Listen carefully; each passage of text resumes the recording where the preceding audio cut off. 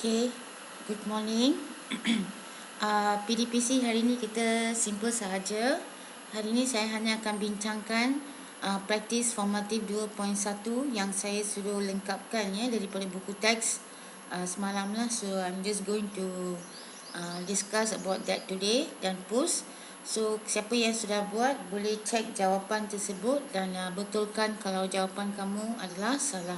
Okay ya, kita lihat. So at the same time saya akan terangkanlah dengan lebih lanjut ya tentang apa yang diuji. Okey, kita lihat yang pertama. Okey. Suruh kita isikan soalan 1, isikan tempat kosong dengan jawapan yang betul. Plasma darah ya. Plasma darah, sel darah merah, sel darah putih. Ada satu lagi ya, iaitu platelet. Platelet. Okey ya, dalam darah ialah asas kepada sistem peredaran darah kita. Okey ya, asas kepada sistem peredaran darah. Okey ya. So actually sel darah merah, sel darah putih dengan platelet ni dia ada fungsi-fungsi dia tertentu. So since we are doing the discussion, so saya terangkan sedikitlah. Okey ya. Okey, sel darah merah. Sel darah merah juga kadang-kadang dia dikenali sebagai eritrosit ya. Okey. Dia dari pandangan tepi dia berupa macam dui cekung lah. Okey ya, dari pandangan tepi dia berupa dui cekung. Okey, wait, let me draw. Dia berupa dui cekung dan ini pandangan dari depan lah. So fungsi dia ialah dia boleh mengangkut. Okey ya, dia boleh mengangkut oksigen dan karbon dioksida. Okey ya, dan dia tidak mempunyai nukleus, tiada nukleus. Tetapi dalam sel darah merah tu dia ada hemoglobin. Hemoglobin. Itu yang membolehkan dia mengangkut oksigen dan juga karbon dioksida. Okey ya.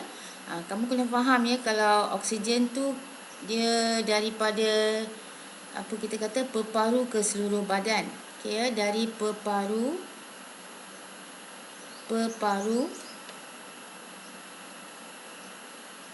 ke seluruh badan.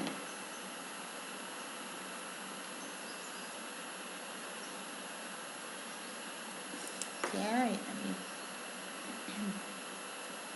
Saya buat kat tempat lain lah sekejap ya. Okey, oksigen ni dia diangkut dari peparu ke seluruh badan.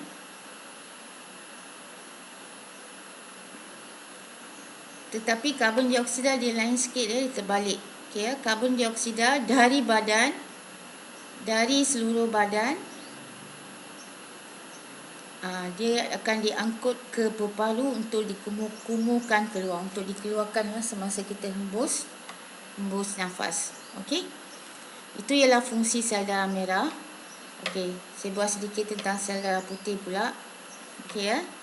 Okey, sel darah putih juga dikenali sebagai leukosit. Leukosit. Yang ni senang saja. Yang ni ada nukleus. Fungsi dia ialah dia terlibat dalam sistem pertahanan badan. Sistem pertahanan badan. Okey ya, sistem pertahanan badan di mana dia hasilkan antibody.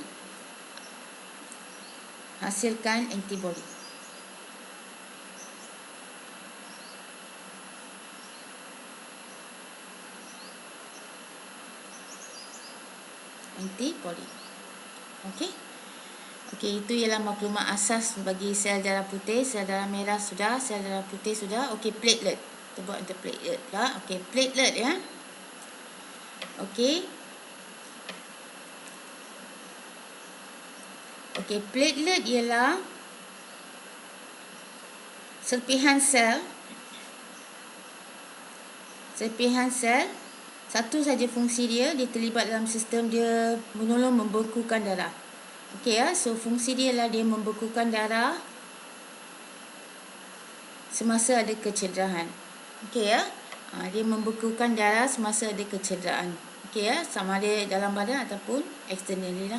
Okey ya, external injury. Okey, itu ialah fungsi utama sel darah merah, sel darah putih, platelet. Plasma pula dia mengandungi air. Okey ya, dia mengandungi semua sel-sel darah merah. Dia ada garam mineral, bahan kumuh dan sebagainya lah. Okey ya, itu ialah plasma darah, di mana kita boleh pisahkan plasma darah dengan sel darah ni melalui proses pengemparan. Okey. So itu ialah maklumat umum untuk sel darah merah, sel darah putih dan platelet. Kita sambung lagi perbincangan kita. Okey ya. Okey, organ dia berperanan dalam sistem. Okey, dia minta 3 organ yang memainkan peranan dalam sistem perkumuhan badan.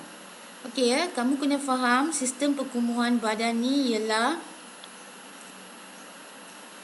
satu proses di mana dia membuang ataupun membuang bahan yang tidak perlu oleh badan lah, yang tidak diperlukan dalam badan.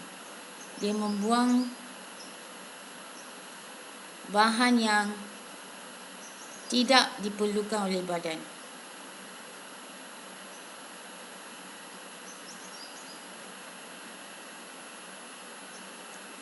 Okey ya, so di sini ada 3 organ yang terlibat.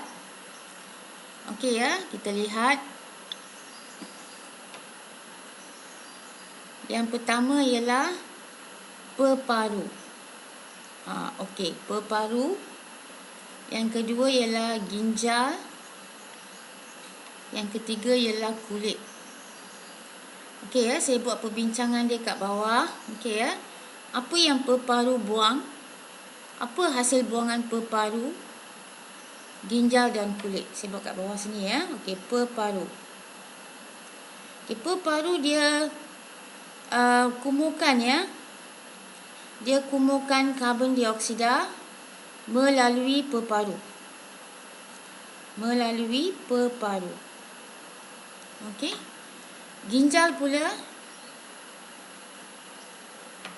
dia mengeluarkan ataupun mengkumuhkan urea, garam mineral dan juga air berlebihan. Dalam bentuk air kencing lah. Dalam bentuk air kencing.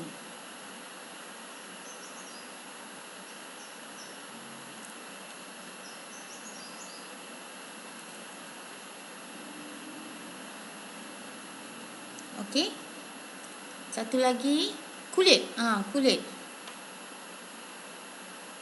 Kulit dia juga membuang air. Okey, dia mengkumuhkan air berlebihan, air, garam, mineral. Okey ya, yang berlebihan melalui kulit. Okey ya. Dalam bentuk air peluh. Okey ya. Itu ialah bahan utama yang dikeluarkan oleh peparu, ginjal dengan kulit. Sebab tu 3 organ ini boleh dikatakan sebagai organ perkumuhan lah. Okey. Itu maklumat umum ya. Okey, kita lihat soalan yang seterusnya. Okey. Okey, sel palisat. Sel palisat ni kita ada bincang tentang tumbuhan kan. Okey ya, saya lukis secara umum struktur daun.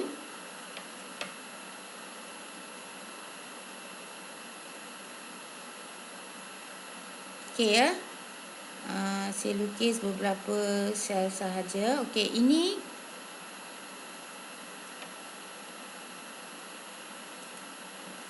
sekejap ya, saya lukis sekali lagi. Saya lukis kat sini lah. Okey ya.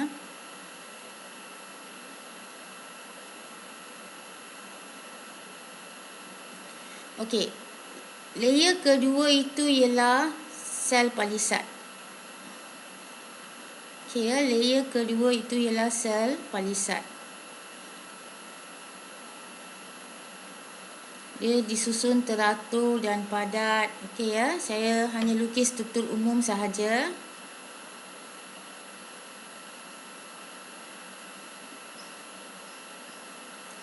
Okey. Sekejap.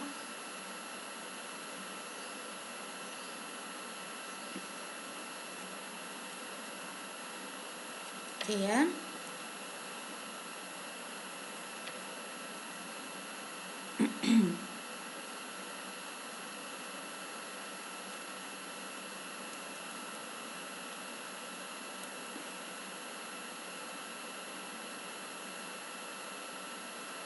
Okey.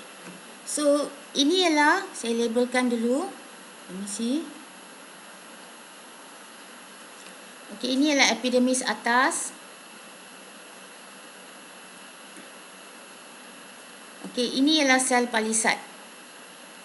Sel palisat. Okey, ini xylem, berkas vascular. Berkas vascular. Okey, ini adalah epidermis bawah.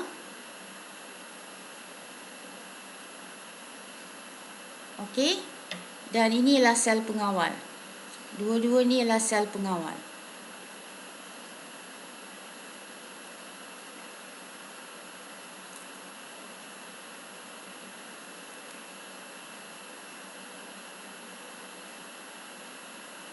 Yang liang tu baru kita panggil dia sebagai liang stoma. Okey ya, so kita balik kepada soalan dia. Okey ya, so sel palisat. So sel palisat tu kamu nampak dia dekat sini kan? Layer kedua selepas epidermis atas, dan saya juga telah beritahu dia ada banyak kloroplas ya. So fungsi utama dia ialah untuk menyerap cahaya matahari untuk fotosintesis. Itu ialah fungsi utama dia. Okey. Sel epidermis ni kalau kamu nampak dia berada di atas sekali epidermis atas, okey ya. Fungsi utama dia ialah of course dia untuk mengurangkan kehilangan air. Kalau tak kalau dia hilang banyak air, dia akan layu dan mati. So untuk mengelakkan kehilangan banyak air, sel epidermis ni dia mengawallah kehilangan air. Sel akar, okey, kita tahu ya fungsi dia ialah menyerap cahaya matahari. Sel pengawal ialah mengawal pembukaan stoma, penutupan dan pembukaan stoma. So kamu nampak ya. Ini ialah sel stoma dia. Okey ya. Sel stoma tu dia boleh mengawal pembukaan dan penutupan liang stoma tersebut. Kamu nampak? So fungsi dia ialah dia mengawal pembukaan stoma.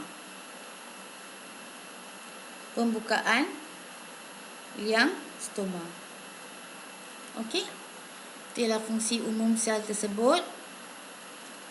Okey, kita lihat last sekali. Namakan struktur sel yang mempunyai fungsi berikut. Dia mengekalkan dan bentuk sel. Senang sahaja. Okey, ini adalah struktur umum sel.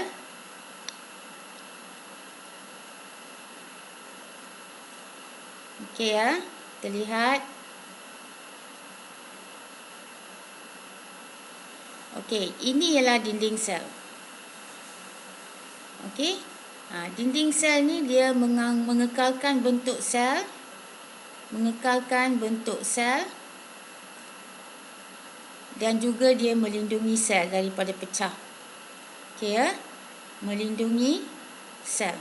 So, komponen utama dia ialah selulosa. Sejenis karbohidrat kompleks lah.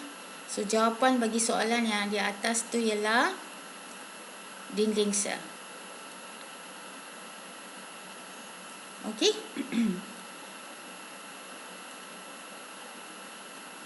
Okey, itu sahaja. Okey, kita lihat ya, balik kembali sini. Ni berkas vascular. Just saya bincang lagi sikit. Berkas vascular ni terdiri daripada xylem dengan phloem.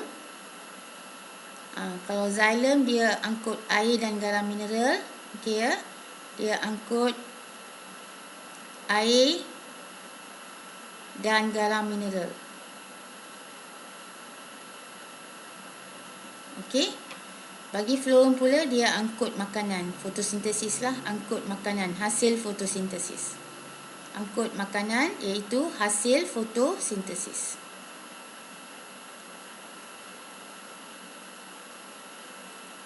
Okey. Okey, itu sahaja lesson untuk hari ini.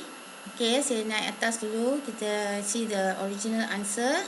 Okey, bagi siapa yang sudah siap semalam, kamu boleh cek jawapan dia dan kalau salah, betulkan balik jawapan tersebut. Okey ya. So, itu sahaja untuk hari ini. Thank you.